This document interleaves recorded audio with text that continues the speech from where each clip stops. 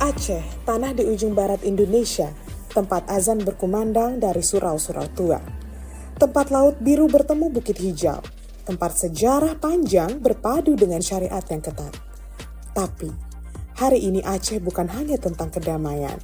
Di balik ketenangannya, ada pertempuran yang tak kasat mata. Bukan perang dengan senjata, melainkan perang melawan jaringan narkoba raksasa yang menebar racun dalam diam.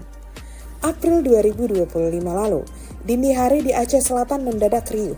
Tim reserse narkoba menyergap rumah demi rumah. 5 pria ditangkap dengan barang bukti 1,4 kg narkotika jenis sabu yang dikemas rapi, siap edar. Ini memang bukan cerita baru, tapi penyelidikan membongkar kisah mencengangkan sabu itu dijemput di tengah laut berjarak 170 mil dari pelabuhan Ujung Serangga. Sinyal kuat bahwa ini bukan jaringan lokal, melainkan bagian dari sindikat internasional yang terhubung ke negeri jiran.